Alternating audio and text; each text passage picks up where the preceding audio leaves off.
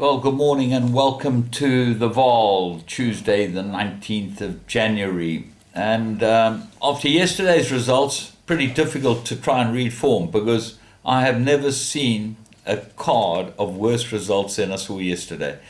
I said at the beginning that I thought it would be a bad card and it looked like there'd be huge payouts. Well, it was a carryover before we got to the last leg of the pick six.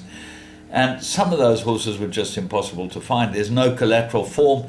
And I think this is indicative of the state of racing in this country because there's no perceived control. No one opens inquiries into improved running, into inquiries into horses, a lack of form and how they run. And the form book is a mess. And it's a mess because of lack of control from the top.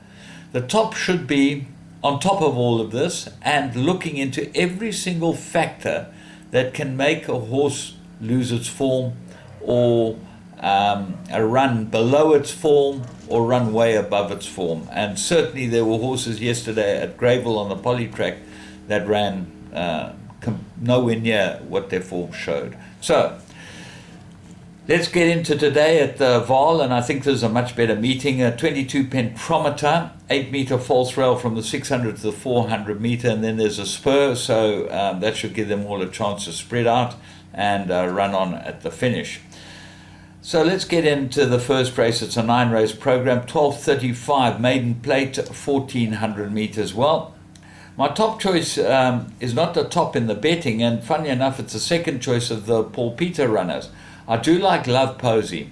I think that the first run was exceptional. The stable is one of those stables, when they back them, they shorten in the betting. This drifted, second time out, and its run was comparable. This will be better for it, better trip, everything up its alley, and I think that's a 12-1. Certainly worth having an each way on Love Posey. And Zaki, he's ridden it twice, he knows what to do. But so they say is a stable companion and the favourite at 18-10, number 7 on the card.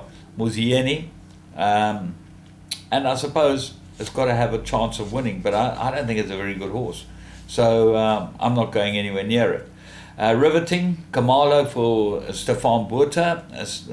He's winning some races, and certainly that goes into all my play.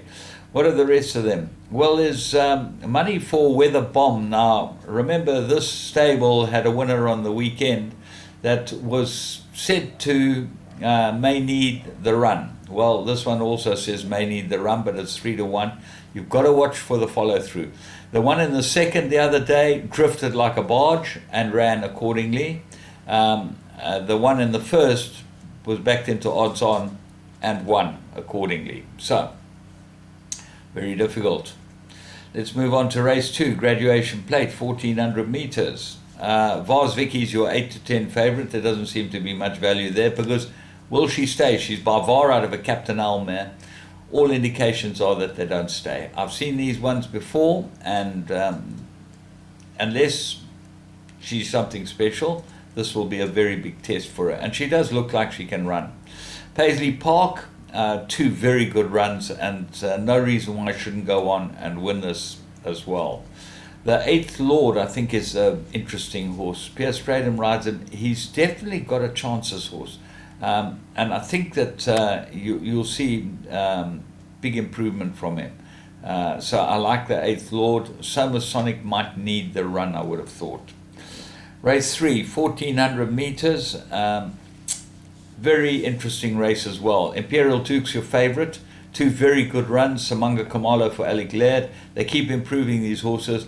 The second run wasn't that good, but it certainly looks like it's back over the right course and distance. For its first run was very good indeed.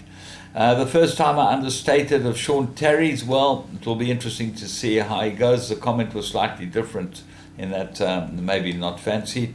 D'Angelo, I think this horse will improve a lot over the trip, but he does make breathing noises, this horse, number 4, and Stephen Moffat trains him, so he knows enough, Stephen Moffat, to be able to get on top of this, but certainly the distance will improve it. Cleveland, the 1400, I think will improve a lot as well. And Craig Zaki gets aboard it. I don't think that that's a bad thing at all. So I expect him to run well. But Global Town might be the big result in the race. He's got some form and could pop up quite nicely. So worth putting into your play. Race 4, Maiden Plate. They go 1400 meters. I made an absolute three-cornered contest. My top choice is Eskimo Pie. Ignore its last run completely. There's all types of question marks about that. But this is third run after a rest. Ready, lots to like about Eskimo Pie. Dawn of a New Era is not going to be easy to beat. Number 5 on the card, Randall Simons for Erica Verdon. He's very nice form. Has been there or thereabouts all 4 runs. Blue Spark is the horse that might upset the apple cart.